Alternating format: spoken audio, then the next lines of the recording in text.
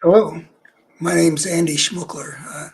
I'm a guy trying to convey a better human story, a way of understanding our situation as Americans, but more fundamentally as human beings on this planet, which with a future that might go either toward the better or toward the catastrophic, one or the other.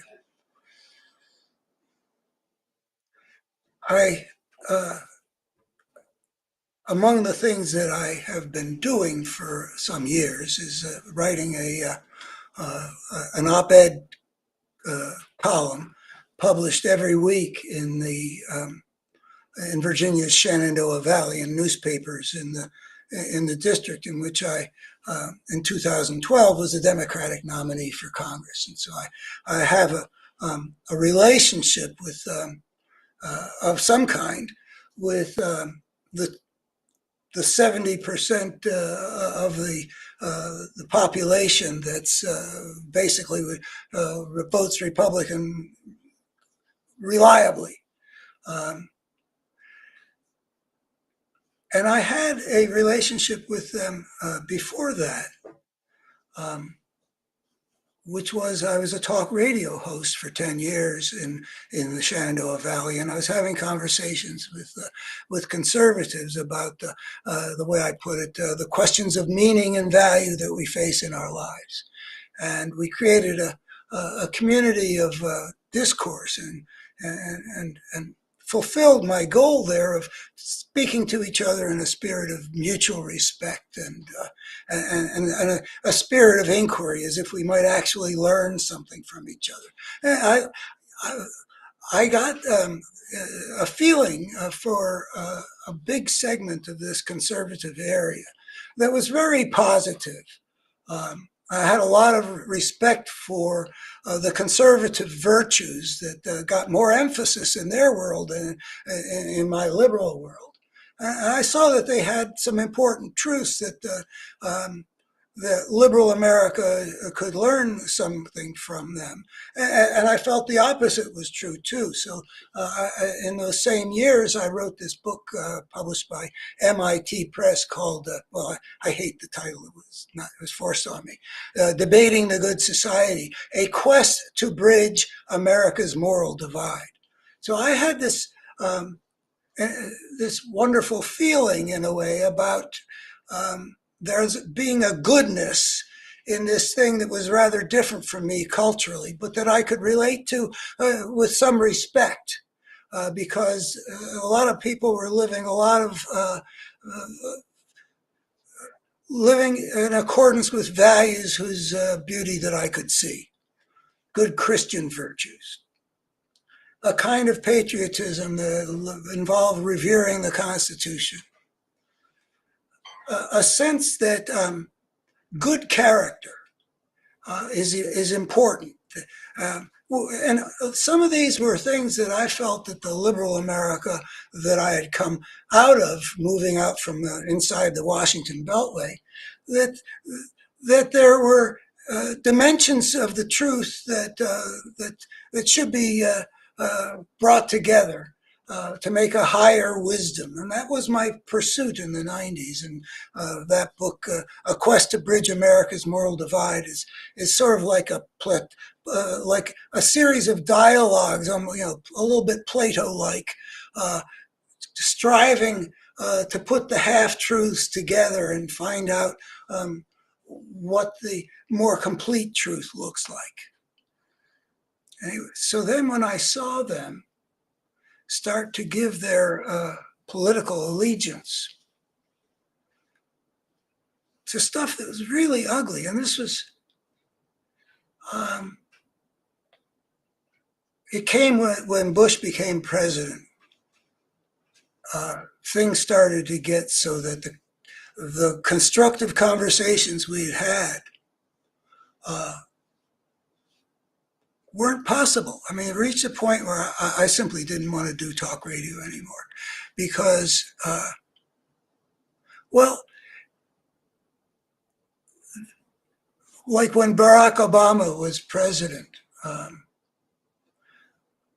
what kind of conversation can you have with somebody whose assumption is that he was born in Kenya? And that was indicative. Uh, but there also was an ugliness of spirit that came. I don't think it was the same. It was as if the good people backed away from being the callers in. Not altogether, but a lot. And the kind of people who came out were the kind of people who used to ride around with torches in the night with their heads covered with some kind of hood. So there was a change that took place. The good people that I talked with in the 90s became the supporters of incipient fascism after that. I mean, I was fighting against that by being on the radio. My whole reason for wanting to be on the radio in the first place was that I could see that Rush Limbaugh, with these 20 million ditto heads, was poisoning people's minds, and I wanted to do something very different, how honest and constructive and mutually respectful, no demonization, attempt to build bridges, not exacerbate divisions.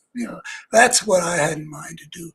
And so I was on, I mean, he was on a whole lot more hours of the same big radio, AM radio station. So I was dealing with the same audience as was getting saturated with his toxicities.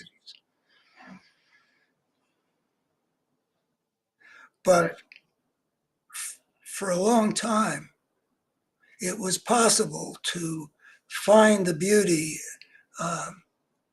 and to feel respect and real regard for what the people among whom I was living. Not all of them, but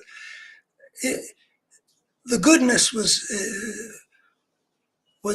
prevalent enough that I could respect that this was the kind of good human community, only of a different sort from the ones that I had appreciated, like growing up in the suburbs of the Twin Cities of Minnesota.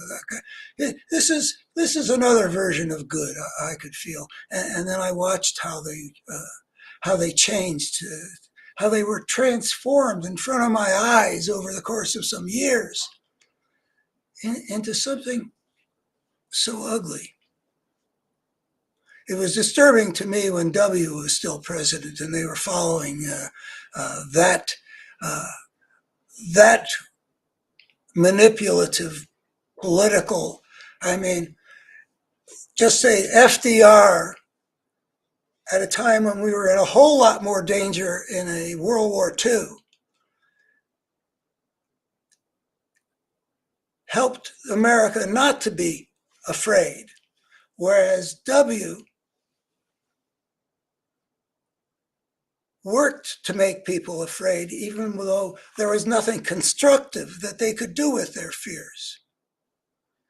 All that war on terror emphasis. Well, we didn't need to have the people whipped up into an obsession with it, but it was politically useful, and that told you a lot about what kind of spirit was running that presidency. And my district would go 2-1 for that, or even 70%. And it became increasingly clear that they were supporting the opposite of the things which they, I think, with great sincerity, really held sacred, like Christian values and the Constitution and the idea of good character. I think that was all sincere, and yet they supported the opposite after a while. I found that whole transformation very disturbing, even still when W was president. I remember calling my brother one night. I was in Montana in the mountains or something like that, and I was just wrestling with something I had seen, and I was just, I've always had a great feeling about humanity. I don't mean great feeling. I'm too much of a critic to be, but basically a sense of people. The image is sort of more Bedford Falls in It's a Wonderful Life than Pottersville. It's I grew up in places that were basically really quite benign. The high school I went to, the local Minnesotans, the people of Scandinavian descent, and running things in the school system created a very humane, decent society. I'd always felt looking out to humanity in general, a sense of, like you get that famous book, A Family of Man, and look through the pictures and see all these different forms of human beauty. And I think that's been my fundamental feeling. And as this thing has been rising on the right and transforming the people I had formed a bond with in the 90s, I felt my whole relationship with humankind was shaken, and it was very painful.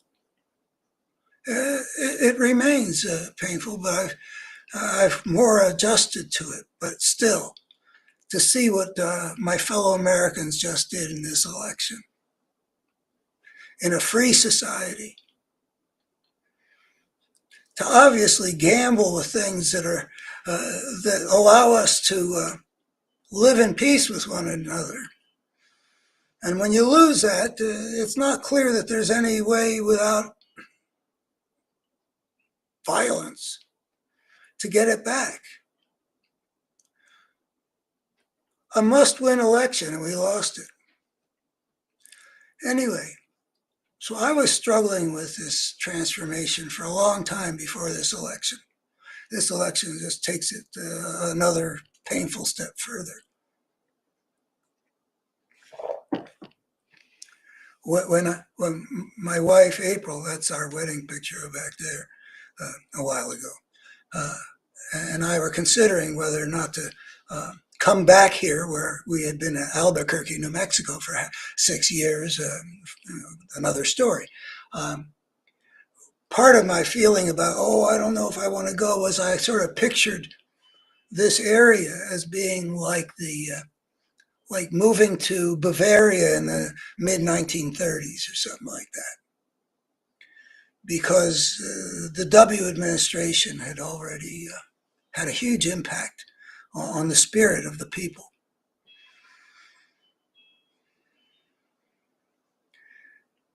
So with my columns, I mostly have treated them as opportunities to send a message to those people that I had so much feeling about, both good stuff left over from the previous era and repulsion and confusion about what they had turned into.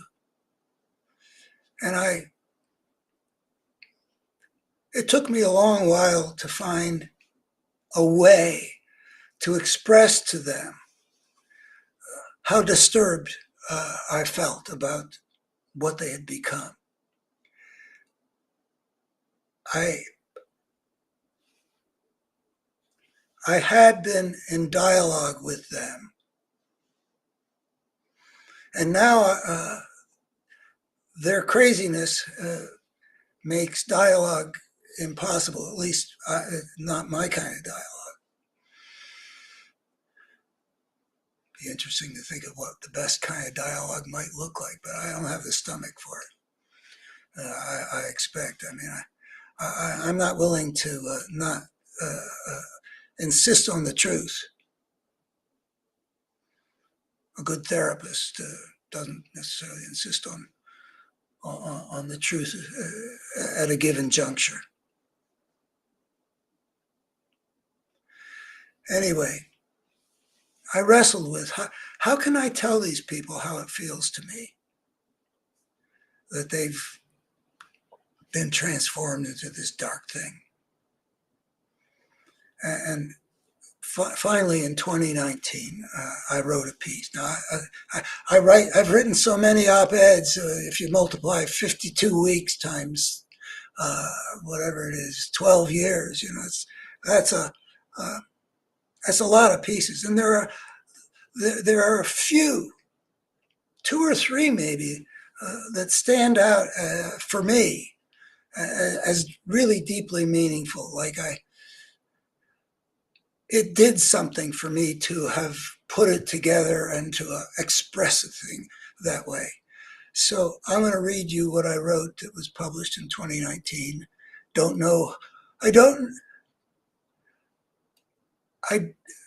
Let's see, what am I supposed to do here? Oh, I don't know how anybody out there took it, but it meant a lot to me to put it out there. With the conservatives of this era, there is meaningful dialogue has become essentially impossible. And partly they are not willing to deal with much, and certainly not with a challenge. But I kept trying. I didn't know what else to do. So here's the piece.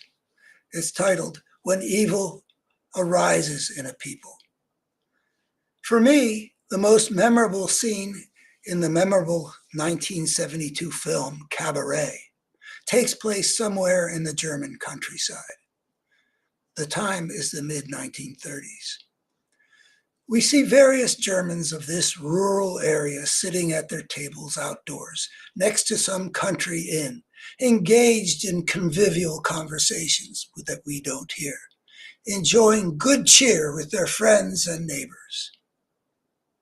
As our main characters are drinking their wine, a handsome German youth with a beautiful high tenor voice begins singing a song whose first lyrics are, "The sun on the meadow is summery warm. The stag in the forest runs free." The melody pierces the heart with its sweetness. Imagine a sweeter voice than that. At first, we see only the youth's handsome face. As he sings, the camera pulls back, so we gradually see more. Suddenly, startlingly, we see he's wearing a Nazi armband with its swastika. As the singing proceeds, the spirit of the song changes from the lyric sweetness of the opening into the aggressive drum beat of a military anthem. The lone singer is joined by more and more of the crowd, whose faces have been transformed from the original warm friendliness into a look of angry resolve. The singing ends with Nazi salutes. The name of the song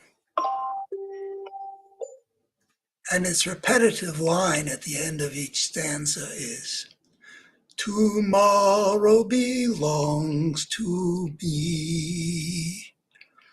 The first time I saw this scene, when the film first came out, this depiction of a human transformation toward darkness gave me gooseflesh. It gives one the chills to see people who shortly before seemed warm and friendly, being transformed right before our eyes into a menace that would soon inflict on the world one of its most unthinkable nightmares. We are all human beings. Our lives are inextricably linked with our membership in our species.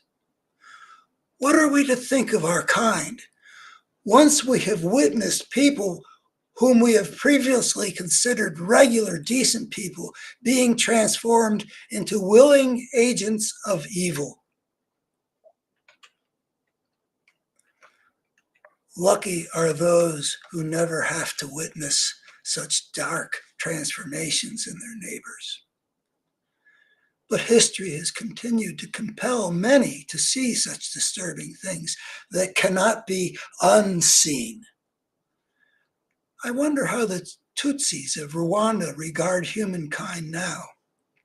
In the wake of that terrible genocide their tribe suffered at the hands of their Hutu neighbors a quarter century ago. When people among whom one has lived for years turn into mass murderers, slaughtering one's whole community, what transformation does that bring about in the way the survivors view humankind? Likewise with the Bosnian Muslims, whose Serbian neighbors created camps for raping Bosnian women, and who were murdered by the thousands by people with whom they lived side by side for generations. I wonder how those Bosnians perceived humankind in terms of good and evil before that nightmare descended upon them.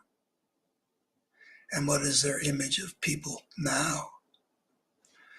Thinking about such things, I recall two memories from earlier in my life. Back in the early 1960s, in high school, I acted in the play The Diary of Anne Frank. I was Anne's boyfriend. The last line of the play, taken from the young girl's actual diary, is famous. In spite of everything, I still believe that people are really good at heart. It's a line that leaves the audience feeling uplifted, at least relatively so, considering that everyone also knows that after writing this hopeful thought in her diary, this lovely person will be sent to her death in a concentration camp. Much later, I had a friend who, as a Jewish boy, had survived the Holocaust. His life had been saved by a good Polish woman who had risked her life and the lives of her family by hiding him from the Nazis for 2 years in a small concealed room with space for just a bed until the Nazi power had been driven out. This friend told me how he'd come to think of humanity. There are 3 kinds of people, he said. There are those who will do evil no matter what the state of the world around them. And there are those who will do good no matter what. But both of those groups are small. The great majority of people belong to a third group. They will do good when that's how the people around them are acting. And they'll do evil when the winds of evil are blowing strongly around them. Upon reflection, I can see how my life's work has been about exploring how both Anne Frank and my Holocaust survivor friend are right. My Better Human Story is about how we are born to wholeness, but also how forces in our world, in ways frightening to witness, can turn people toward brokenness.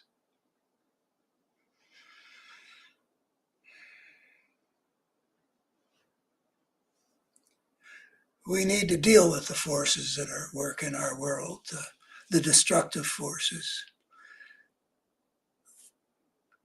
These people have become made into fascist supporters by forces that one wishes that they had not been able to, that they had been able to push aside, to see through, to not be manipulable. But if we want people like that, we're going to have to find ways in families and in a culture to create people like that. It's not every people who can be led from the gemütlich beer garden neighborliness into the stomping, angry Nazi anthem form.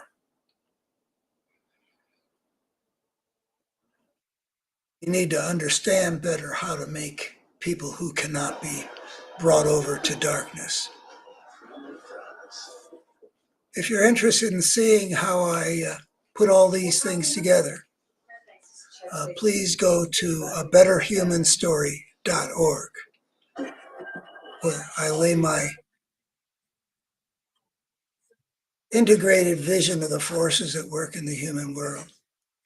How things like the rise of fascism in America can happen because of a systemic failure in which liberal America played a part in failing to fight the fights it needed to fight. And I say that was because their worldview didn't allow them to see what they were up against. Thank you. Bye-bye.